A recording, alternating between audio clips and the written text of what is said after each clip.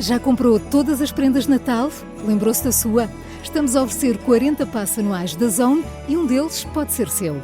Assina hoje até 55% de desconto e habilite-se a ganhar. Tudo em observador.pt.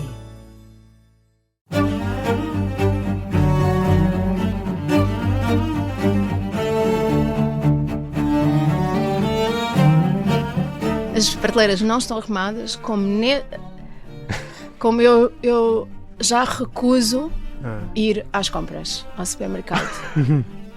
Porque é trabalho para mim. Não consegue entrar no supermercado sem pensar como é que as coisas estão a funcionar. Sim, é trabalho. Este é o querido líder da Rádio Observador. Eu sou o Ricardo Conceição e comigo estão os especialistas em liderança, o Milton Sousa e o Jorge Medeiros. A nossa convidada é Ana Leandro, diretora de Logística e Supply Chain, que integra o Comitê Executivo da Auchan. Fez grande parte do seu percurso profissional na Sonai, tem 52 anos, 2 filhas. Todos os fins de semana, ou quase todos, sempre que consegue, ruma ao Baleal, o refúgio da família, que chama o seu Happy Place. Ali, entre o mar e o silêncio, tenta reencontrar o equilíbrio e a energia para continuar a liderar com autenticidade e clareza. Isto foi a Ana que nos disse, vamos tentar perceber se é assim ou não. Apaixonada por fotografia. Bem-vinda, Ana Leandro, bem-vinda ao querido líder. Acredita que liderar é um privilégio, trabalhar com os outros, fazer crescer as pessoas, fazer crescer as empresas? Isto não é uma visão um bocadinho romântica da liderança? Talvez seja, nunca pensei dessa maneira, talvez seja, mas acredito que é um privilégio e acredito que essa é a missão principal, ou pelo menos deveria ser a missão principal de qualquer pessoa que lidere outras pessoas. Fazer crescer as pessoas e as equipas. Tirar o melhor, criar as condições para que cada um consiga tirar o melhor de si próprio. E eu acho que essa deve ser a missão principal de cada líder, sim, e acho que temos uma responsabilidade muito grande, porque costumo dizer já há muitos anos que temos a vida de outros nas nossas mãos, e acredito genuinamente nisso. Isso implica dar tempo a essas pessoas e conhecê-las, ou não? Como é que faz isso na sua vida profissional? Eu, ao longo da minha vida profissional, porque já é longa também, já tive a oportunidade de liderar várias equipas, ou seja, várias pessoas que fizeram parte da minha vida, saíram da minha vida profissional, e portanto, sim, quando chegamos a uma nova equipa, temos que conhecer. É difícil porque por vezes não há o tempo que nós gostaríamos para que esse processo decorresse naturalmente, porque há que fazer acontecer. No meu caso, vários dos desafios profissionais que tive, eu chegava a uma equipa com uma missão muito concreta, normalmente resolver problemas. Foi assim a minha carreira, na verdade. Acho que é uma característica muito intrínseca à minha carreira e a mim própria. E à logística? Mas mesmo antes de logística, todo o meu percurso foi sempre muito resolução de problemas. Hoje eu defino-me dessa maneira. Acho que tenho uma enorme capacidade de enfrentar problemas e de procurar resolvê-los. Não sei muito bem como é que isto aconteceu, mas direi que é assim. E o que significa quando chegamos a uma equipa e temos que conhecer 20 pessoas, 25 pessoas, 15 pessoas,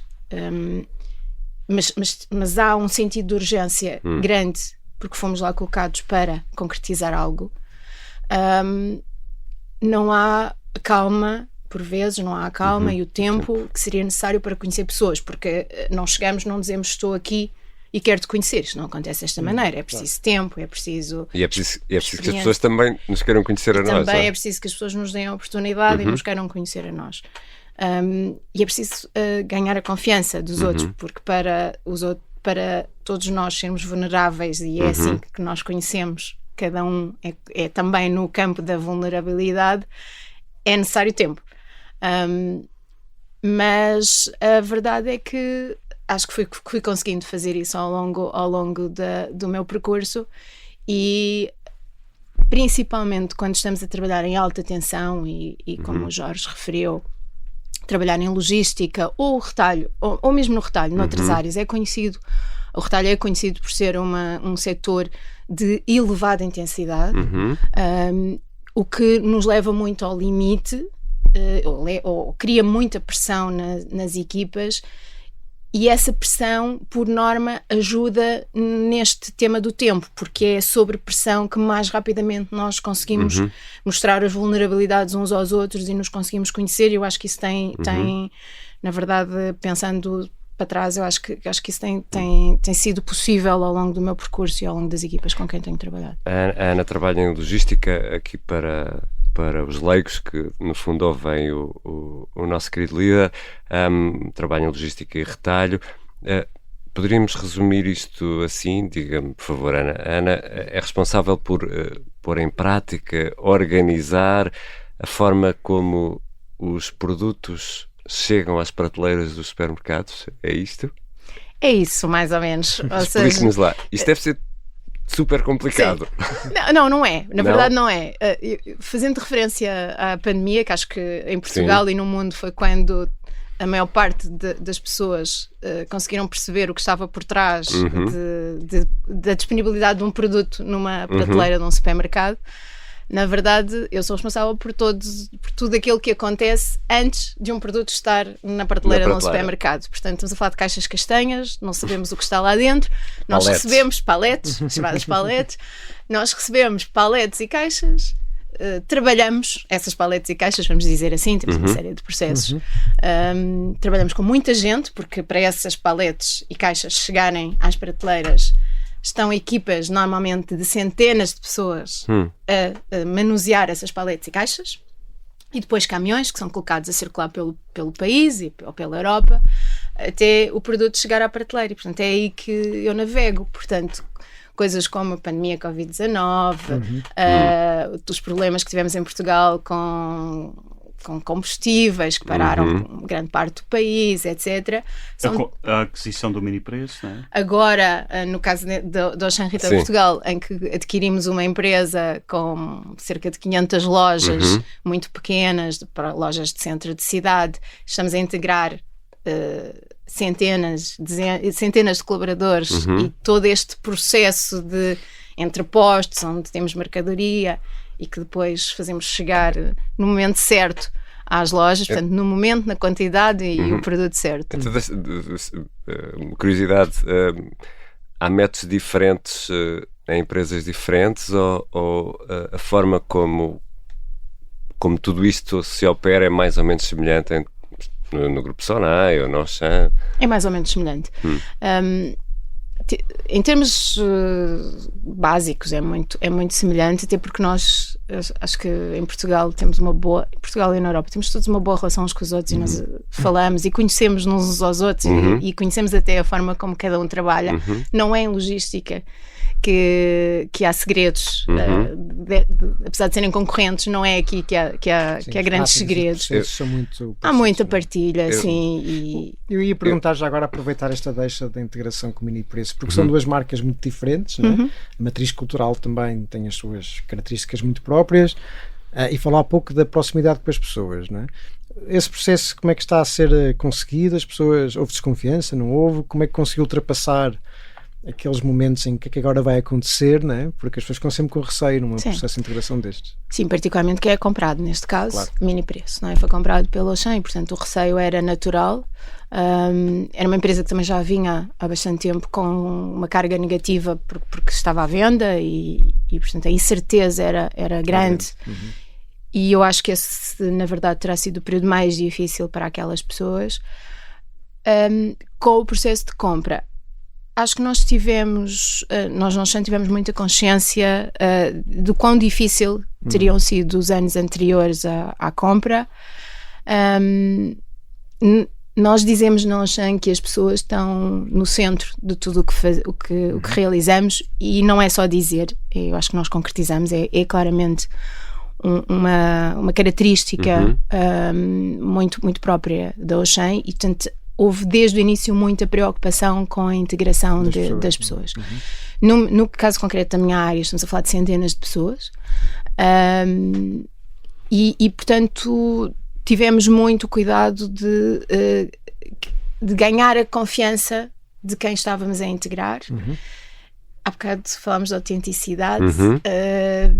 Eu acho que jogámos muito eu particularmente joguei muito esse campo. Era muito importante para mim que nos conhecessem, que de uma forma rápida percebessem como é que nós atuávamos, como é que nós estávamos a olhar para todo o processo de integração.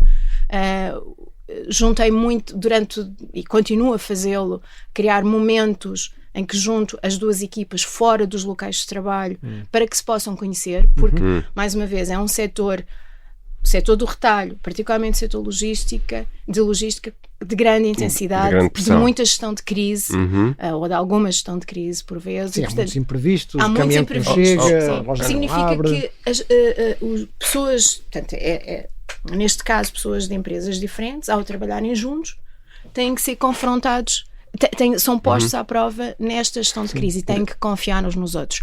Ora, considerando o sentido de urgência que temos, para que isto possa ser possível, eu tinha que acelerar. Conhecer rapidamente, não é? Exatamente, eu tinha que acelerar esse processo. E aquilo que fiz foram vários momentos, e continuo a fazê-lo, porque acho que o processo não está de todo concluído, vários momentos em que retiro equipas do local de trabalho, portanto, equipas, vamos dizer, de ambas as organizações, que agora já não são organizações diferentes, mas ambas as equipas para misturar e para que se possam conhecer. E acho que isso é muito relevante. Eu imagino que possam ocorrer 1001 problemas. Pode dar-nos alguns exemplos de contrariedades? Falou aí na questão dos combustíveis, quando houve aquela... Bom, vamos chamar greve para simplificar.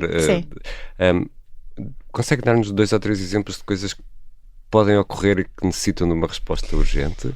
Por exemplo, eu já vos dou exemplos agora da aquisição, mas mais recente, o apagão que tivemos em Portugal.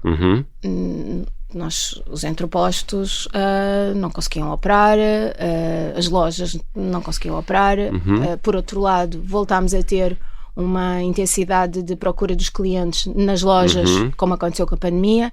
Portanto, das duas uma, ou nós fechámos lojas porque não tinham produto, ou eu tinha que ter capacidade de resposta para o que estava a acontecer. E o que tivemos que fazer era como abastecer os nossos caminhões, como é que tínhamos combustível suficiente para os geradores que tínhamos em todos os entrepostos para continuarem a operar, como garantíamos que tínhamos capacidade de resposta a um pico de procura por parte das lojas. Portanto, toda a máquina, uma máquina que é muito pesada, porque é muito física, estamos a falar de infraestrutura física, pessoas e caminhões, portanto, tudo muito, muito, muito físico. Como é que conseguimos que o ritmo desta operação acelere face ao que está a acontecer no ponto de venda? E isto é necessário de conseguir fazer.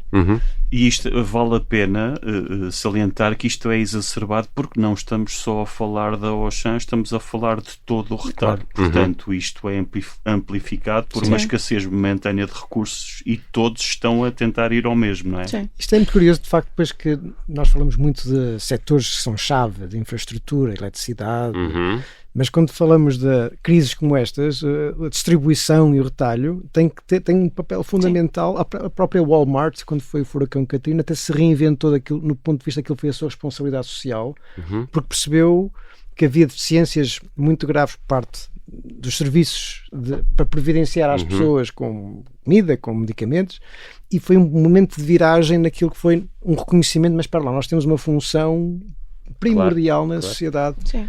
Sobretudo nestas crises, não é? Repara, na pandemia acho que isso foi muito visível, não é? Todos os setores e todas as organizações estavam-se a proteger, não é? O que toda a gente fez foi colocar os seus colaboradores em casa. No meu caso eu não pude fazer isso, muito pelo contrário. Portanto, para além de lidar com o medo e com a preocupação de proteger todos os nossos colaboradores, eu tive que colocar muito mais pessoas a trabalhar por metro quadrado do que normalmente eu teria. Porquê? Porque eu tinha que garantir produto nas prateleiras nas lojas. Portanto, dependia de mim, ou dependia da minha área, a disponibilidade de produtos para satisfazer as necessidades dos nossos consumidores. Se eu não conseguisse, as lojas teriam que fechar ou teriam mais rupturas do que aquilo que tiveram. Para o pânico generalizado que já havia na altura. É isso, é que não é uma questão puramente organizacional, é uma questão até de sobrevivência e de continuidade do funcionamento do país. Portanto, agora, posicionem-se nos meus sapatos. Não, obrigado. Pronto. Porque lidámos com o medo e com o receio. Toda a gente queria ficar em casa. Tínhamos muito mais pessoas a trabalhar, mas tínhamos que garantir que ninguém ficava doente. Esta era a nossa missão. Eu ia voltar atrás, não quis entretanto interromper a conversa, mas ia voltar atrás, porque quando estamos a falar da aquisição, e faz todo sentido, não é? Para ter um complemento de proximidade que no universo Auchan, pelo menos em Portugal, não existia, faz todo o sentido. Já mencionámos aqui as culturas diferentes, mas há aqui outro tema, que é o clima. Pelo que se percebe, as pessoas do mini preço já sabiam que a empresa estava a vender há algum tempo, portanto isto pode transmitir alguma desesperança. Por outro lado, ao saberem que finalmente vão ser adquiridos, imagino eu, Ana, corrija-me por favor, imagino eu que essa parte da desesperança desaparece e pode até ser substituída por alguma esperança de ver o futuro, mas ao mesmo tempo que aumenta esta esperança, porque há um episódio que fica fechado, há uma decisão que foi tomada, há o risco de ok, vamos ser adquiridos, mas será que eu vou ficar ou vou ser despedido? Como é que se gera essa ambiguidade emocional?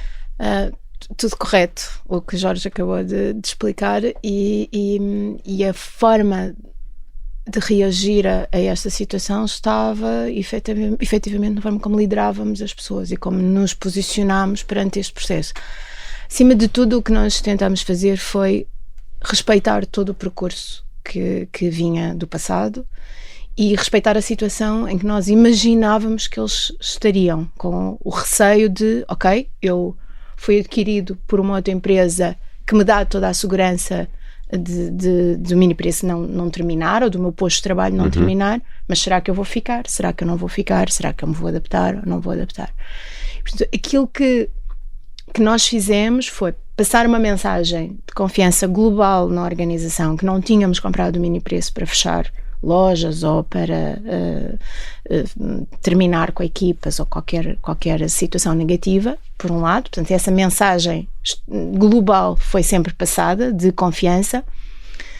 Em cada uma das áreas, nós procurámos fazer a mesma coisa, e nós procurámos fazê-lo com muita conversa com as equipas, estarmos muito próximos deles e explicarmos como é que trabalhávamos, o que é que esperávamos de cada um, como é que era a nossa forma de operar. Coisas tão simples como nós tratamos-nos todos por tu na empresa, independentemente da idade. Não era essa a cultura que a organização tinha anteriormente.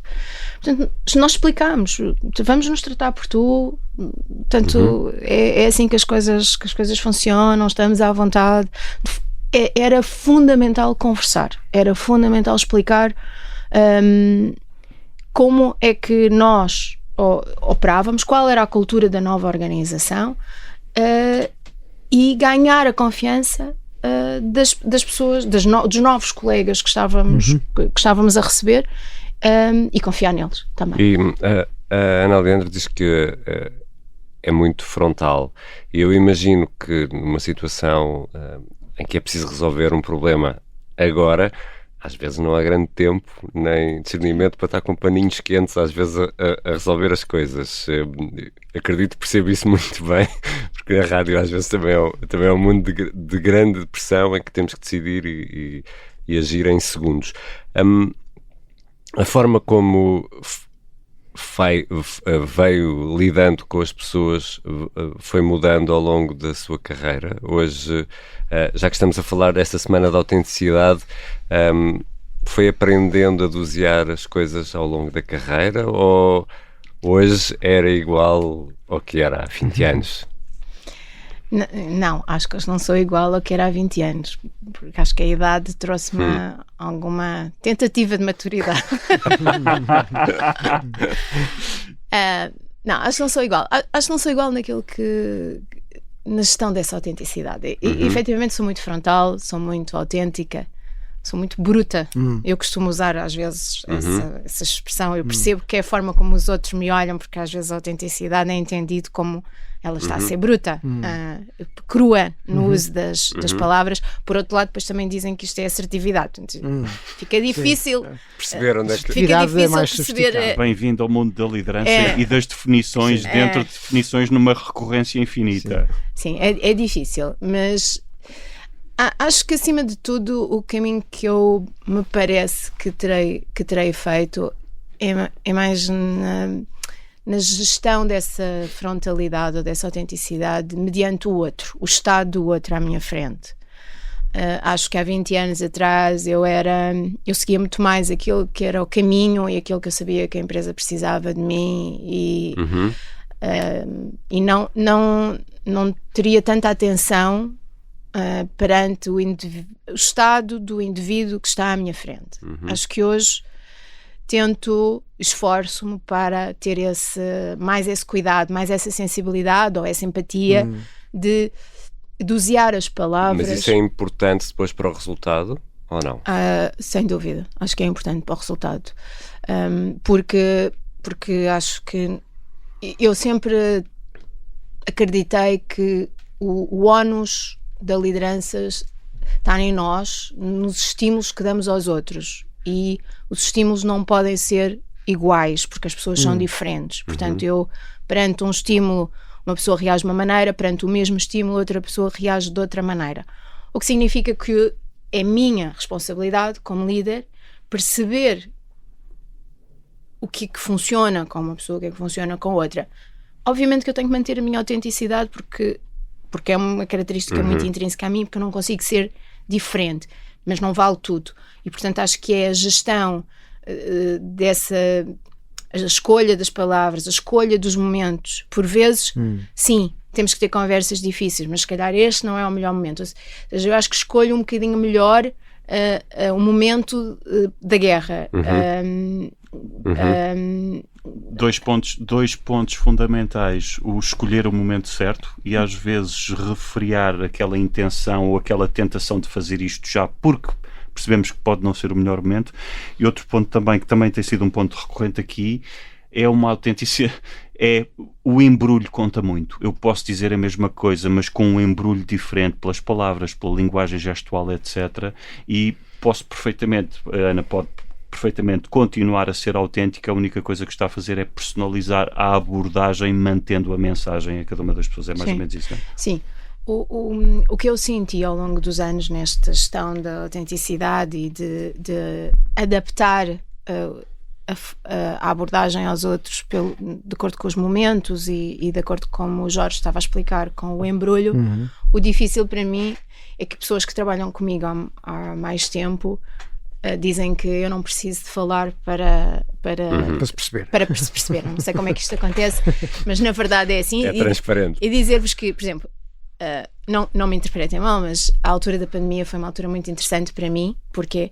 Porque eu tinha mudado de empresa no ano anterior à pandemia, portanto eu estava num ambiente completamente novo, com desafios bastante intensos, e quando chegou a pandemia eu tinha que andar de máscara. E eu andava sempre de máscara em todos os espaços da empresa a toda a hora. Porquê? Porque eu sabia que não tinha que me preocupar com o estado do meu rosto. Eu não tinha que me preocupar se eu estava com uma expressão mais séria, mais dura, menos dura, porque ao longo dos anos eu habituei-me em que as pessoas diziam: nós percebemos o que estás a pensar no só teu rosto. E isto marcou-me muito ao longo dos anos. Então mudei de empresa, estava com pessoas que não me conheciam, que me julgavam a toda a hora, perante um desafio bastante intenso por situações que eu tinha que resolver. Então, quando chegou a pandemia, quando chegou a máscara, eu relaxei, porque eu não tinha que me preocupar. Mas mesmo assim, as pessoas que mais perto de mim trabalhavam diziam: nos teus olhos nós conseguimos ver. Era dramático para mim. Dramático. Portanto, a gestão da autenticidade... Nem uma máscara veneziana. Nem. Mas quando tudo terminou, eu pensei: pronto, agora eu vou ter que voltar a preocupar-me com o meu rosto, com as minhas expressões. E é difícil para mim, muito difícil, porque estar concentrada a escolher o embrulho que são as palavras é uma coisa. Adicionalmente a isso, ainda estar preocupada com as expressões é extremamente difícil, e tenho plena noção que as expressões têm um impacto, por vezes, no outro tão elevado quanto as minhas palavras. Porque e isto às vezes, muito doido. Porque às vezes as palavras estão a dizer uma coisa e os olhos estão a dizer outra, não é? Há aqui um aspecto muito interessante, que é a forma como, quando é que as pessoas se apercebem dessa Ana, né? Dessa Ana mais direta, mais...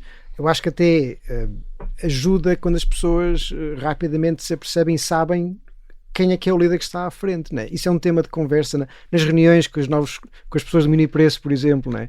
Essa sua dimensão é algo que fala transparentemente sobre isso? É. Com as pessoas que trabalham comigo há mais anos, é um tema já super claro.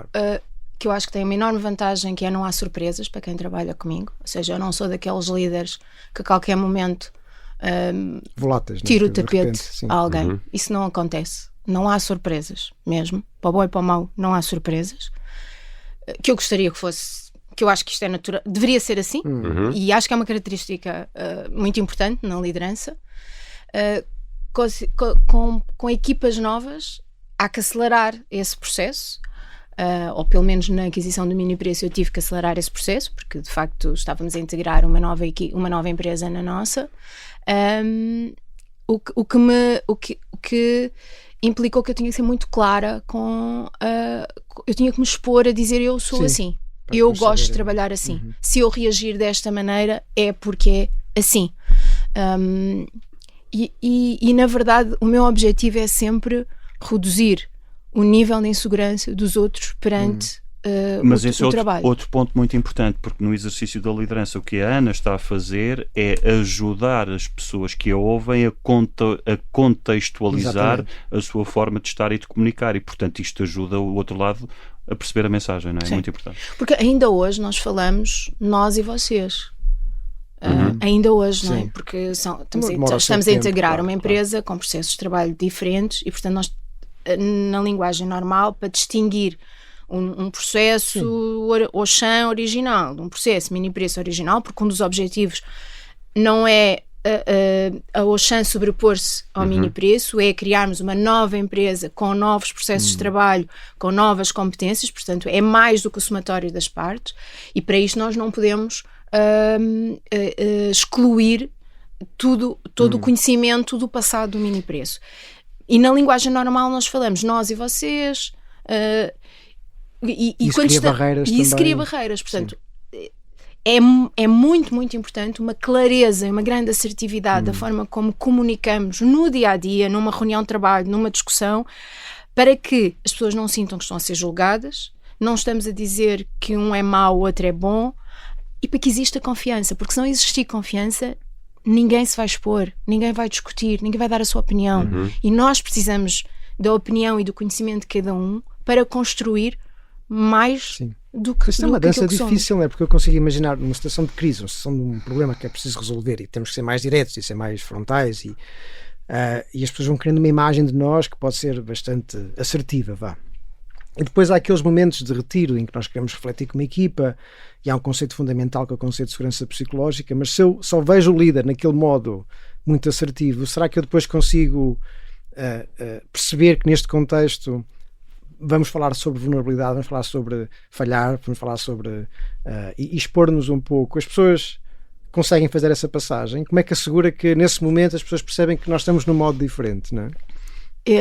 Eu acho que esse é o meu maior desafio, porque o facto... Bom, eu sou uma pessoa muito emocional, muito assertiva, muito diretiva, muito frontal, tudo isso que nós já falámos, o que por vezes pode ter como consequência nos outros em que os outros não se expõem, não é? Vem uma segurança tal do meu lado que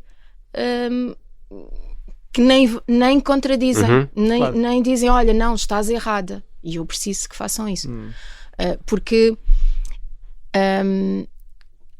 a minha segurança, e particularmente em temas técnicos, quando estamos a discutir temas muito técnicos na minha área, a minha segurança vem do conhecimento que eu tenho, da experiência que eu tenho, mas eu preciso que me coloquem em causa, eu preciso que me digam, não estás bem, não estás correta, eu acho que devemos fazer mais de outra maneira. Portanto, eu preciso que me desafiem, porque o meu cérebro é estimulado também por estes desafios da minha equipa. Há pessoas com maior capacidade de me dizerem não concordo, não é assim, do que outras. Mais uma vez, compete-me a mim ir fazendo essa leitura e ir criando esses momentos e dando esse espaço. Hoje também acho que tenho mais capacidade para fazer isso do que no passado. Também acho que há momentos para fazer, particularmente na área onde eu trabalho. Há momentos que há níveis de gestão de crise que eu não acredito que haja momentos para dar esse espaço, que tem que ser muito mais... Claro, tem que se decidir. Tem que se decidir.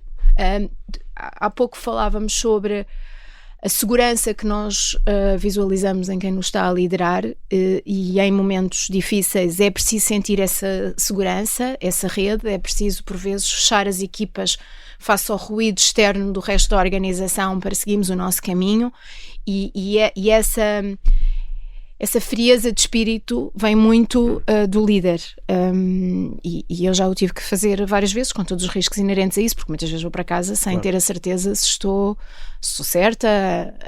Obviamente que eu tenho uma rede muito próxima de mim, de pessoas com quem discuto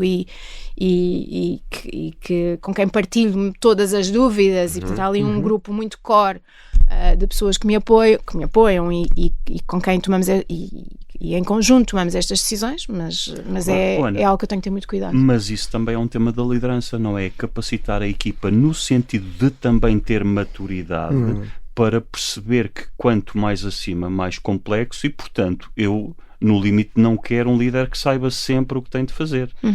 Mas isto, por outro lado, também é muito comum às vezes ouvirmos a uma pessoa dizer: não, mas está lá em cima, então e não sabe, então está lá em cima, devia saber. Isto é uma coisa que me deixa louco, não é? Sim. Porque não, é exatamente o contrário, mas precisamos de capacitar as pessoas para perceberem que este é um exercício complexo e, portanto, o líder também cresce e também desenha uma melhor solução com diferentes perspectivas. Percebi bem que faz mais isto do que fazia. Pergunta concreta: que estratégias possa partilhar para incluir ainda mais as pessoas que não falam tanto ou que ainda não se sentem tão à vontade para dar uma perspectiva diferente ou dissonante? O que eu tenho feito é dar mais espaço às equipas para trabalharem em conjunto sem eu estar presente. Muito bem.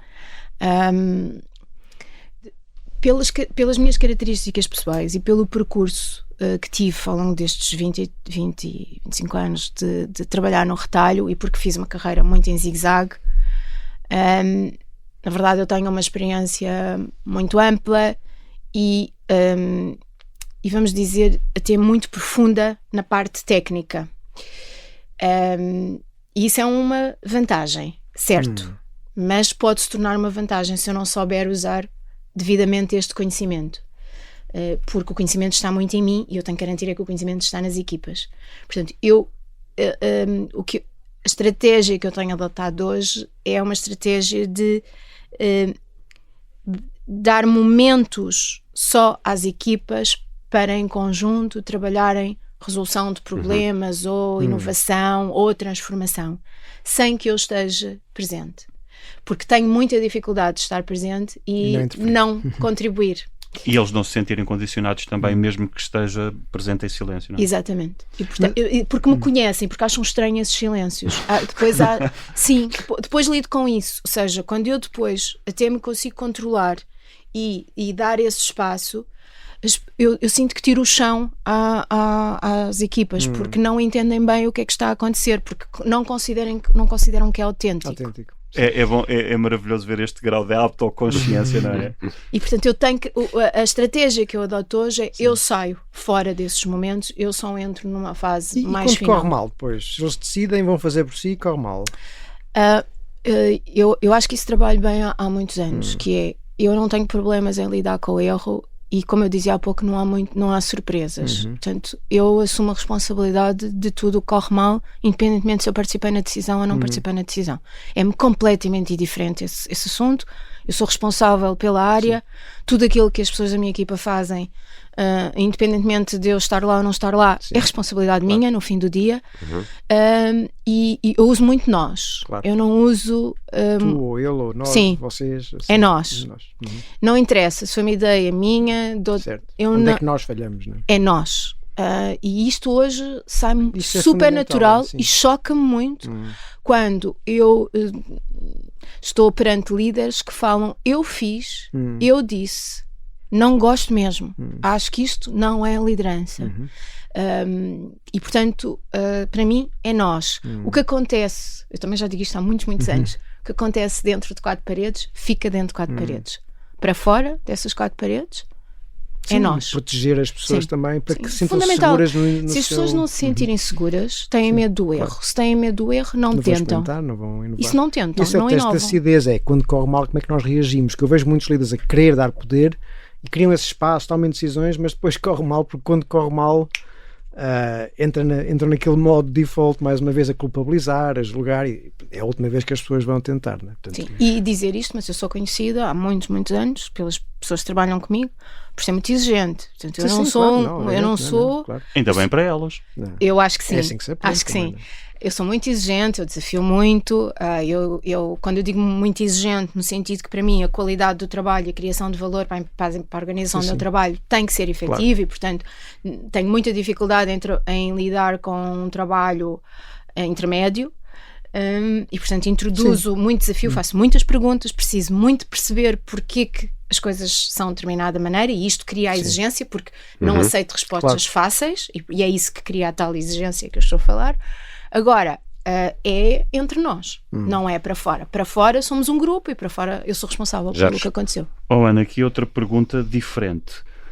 Dá autonomia às equipas para funcionarem como equipa e para decidirem, mesmo não estando presentes? Mesmo a Ana não estando presente, a minha pergunta é: e que mecanismos tem? Como é que consigo garantir que nessa equipa não há as vozes demasiadamente focais a terem demasiado tempo de antena, ou por outras palavras, que as pessoas que não se sentem tão à vontade ou com tanta segurança para contribuir com perguntas e perspectivas diferentes também intervêm, apesar de Ana não estar lá?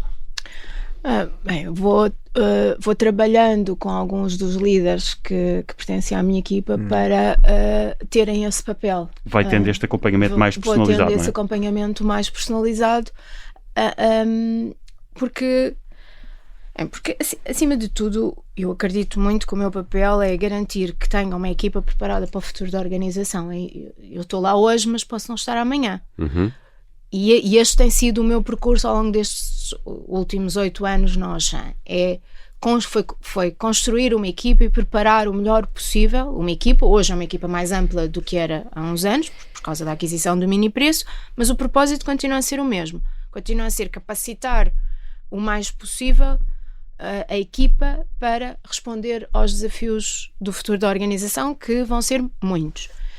E quanto melhor for o meu trabalho neste campo, mais será o sucesso da empresa e melhor será o resultado. E numa atividade tão exigente, como é que organiza o seu dia ou a sua semana para poder ter tempo para pensar no passo seguinte ou acompanhar a próxima tendência na sua área?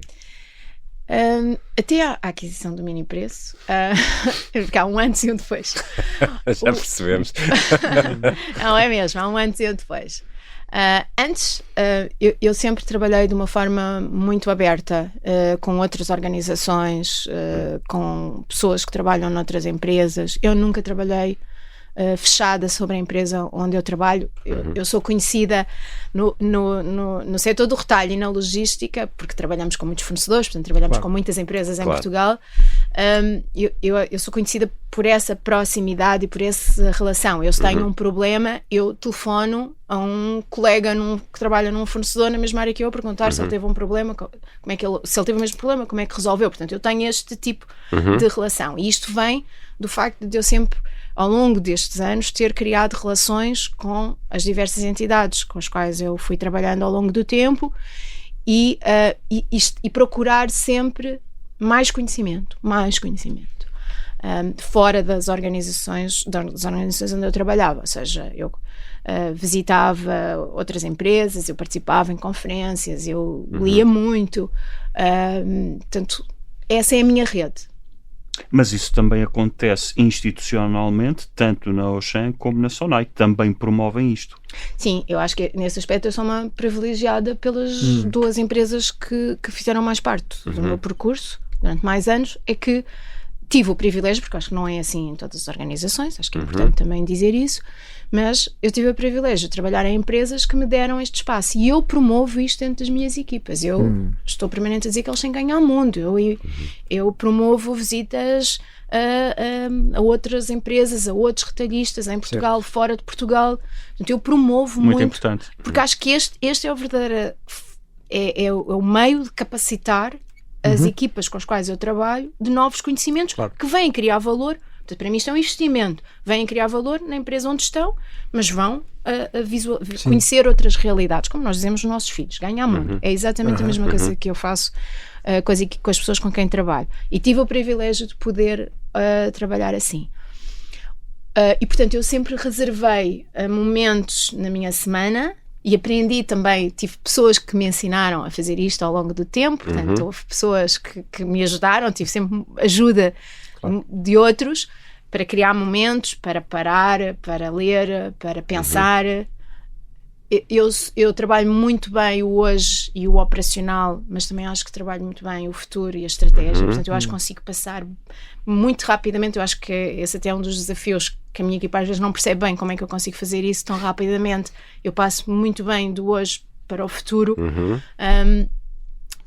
E portanto, sim. Mas tem essa agenda assim organizada? Tinha. Isso era o antes Antes do mini preço. Tinha. E depois do mini preço. Tinha e outra coisa, a agenda não me... Também aprendi que não é a agenda que me gera, sou eu que giro a agenda. Portanto, eu não tenho problemas em recusar reuniões, exceto do meu CEO, mas pedidos de reunião eu recuso. Sim, só porque eu recuso. Saber priorizar daquilo que de facto é.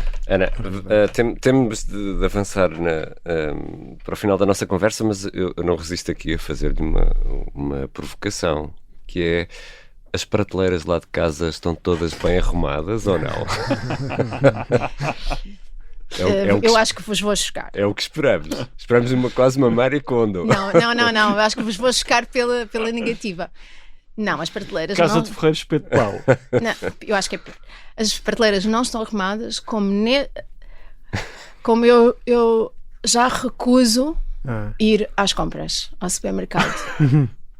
Porque é trabalho para mim. Não consegue entrar no supermercado sem pensar como é que as coisas estão a funcionar. Sim, é trabalho. É demasiado para mim. Ou seja, é demasiado, tornou-se demasiado o ir ao supermercado ao fim de semana, porque significa que eu estou novamente a ligar. Sim, está a ver tudo o que está a correr mal, o que é que está a correr bem. Eu sei, por isso é que eu disse que vos ia chocar pela negativa. Não, mas ia perguntar, então é aí que entra a fotografia, o baleal, ou seja, sente que tem necessidade de parar. Sim, para... muito. E o copo de vinho branco. E o copo de vinho branco. Bom, é aí que entra a minha família, não é? Porque são eles que vão às compras e não eu. Delego no meu marido. E quando vou, ele estressa muito porque diz: é impossível ir às compras contigo porque tu estás sempre a chatear-me para sairmos. Portanto, ele não consegue fazer compras descansadas. E isto é um outlier completo, se calhar, da dinâmica da maioria dos casais, não é? Sim. O baleal funciona. O baleal, eu na adolescência os meus pais iam passar férias de verão no baleal. Depois tive uns anos em que me afastei e depois já mãe acabei por me reaproximar do baleal. E sim, vou praticamente todos os fins de semana, mas praticamente mesmo. Por exemplo, este fim de semana eu vou sozinha, só para ter uma ideia. Portanto, o meu marido não vai, as minhas filhas também não, eu vou sozinha. Eu faço este tipo de coisas. Quem é que faz as compras? Não faço. Já está tudo feito a priori. Porquê? Porque eu preciso mesmo desligar. Eu acho que era impossível eu ter aguentado a intensidade destes anos de trabalho se não tivesse um escape. E nós... Porque a ideia é que o líder é um super-homem, ou neste caso uma super-mulher, não é? Não somos pessoas como todos os outros, só temos um trabalho diferente, mais nada. E nós dizíamos, quando abríamos a porta do carro, sexta-feira à noite, porque o nosso ritmo de trabalho, o nosso ritmo sempre foi assim. Sexta-feira íamos buscar as nossas filhas e saíamos de Lisboa, sempre. Voltávamos domingo. As minhas filhas não tinham atividades em Lisboa ao fim de semana, por isso nós não queríamos ficar presas em Lisboa. E quando nós abríamos a porta sexta-feira à noite e sentíamos o aroma do mar, do iodo, assim, que no Baleal é muito intenso, eu costumava dizer que me lavava a alma. Era o botão, era como se alguém carregasse no Agora botão posso desligar mesmo, e eu desligava, assim. E nós sempre tivemos muita percepção que para os dois era um... Não sei explicar porquê, mas era um espaço de equilíbrio para os dois, e para mim funcionava de uma forma muito intensa. Ficar em Lisboa é muito fechado, é o meu dia, eu estou em Lisboa para trabalhar e para dormir, não para viver. Portanto, o Baleal funciona dessa maneira. Vamos às perguntas fixas do nosso querido líder, que fazemos a todos os convidados. Há um pior dia na carreira, ou um pior momento? Olha, eu acho que há vários momentos, não é um dia, são vários momentos. Acho que é uma característica muito minha, que é, eu tenho uma carreira em zigue-zague, com muitos, 2 em 2 anos, 3 em 3 anos, estava a ser desafiada para algo novo, e eu reagia sempre de uma forma extremamente negativa, de eu não sou capaz, isto é demasiado para mim, eu vou defraudar as expectativas dos outros. E isto acho que era algo que não fazia sentido, mas é uma característica própria. E qual é o melhor dia, o melhor momento? Há assim uma ideia?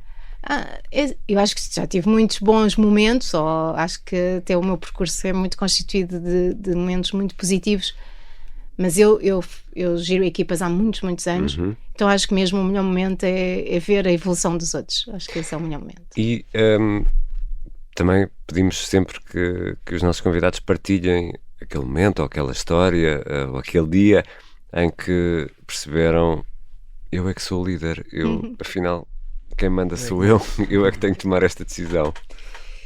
Olha, eu comecei a liderar equipas com 25 anos. O meu primeiro emprego, não foi bem o meu primeiro emprego, porque comecei a trabalhar muito cedo, mas emprego a sério. O meu primeiro emprego na TMN, antiga empresa de telecomunicações móveis, no boom das telecomunicações móveis em Portugal. Eu tinha 25 anos e fui recrutada pela TMN para liderar uma equipa. Não sabia nada nem sabia nada sobre telecomunicações móveis, mas muito menos, nem sobre gestão, nem sobre trabalhar, muito menos sobre liderar equipas. Portanto, eu acho que eu percebi, eu sou líder e eu consigo fazer isto ao fim dos 2 anos que trabalhei na TMN. E como eu disse há pouco, eu nunca me olho com os mesmos olhos que os outros me olham, o que significa que foi quando me despedi que eu percebi, afinal, eu sei fazer isto. E percebi que fazia isto de uma forma muito natural, não é esforço, portanto é muito natural.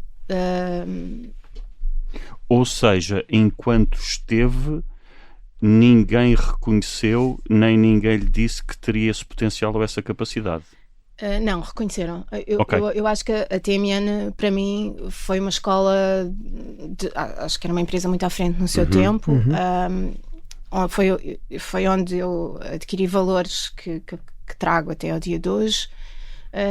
E reconheceram, mas a ficha só caiu foi um pouco mais tarde, é isso, não é? A questão é, como eu dizia, os outros dizem, mas eu não acredito. Eu acho sempre que não.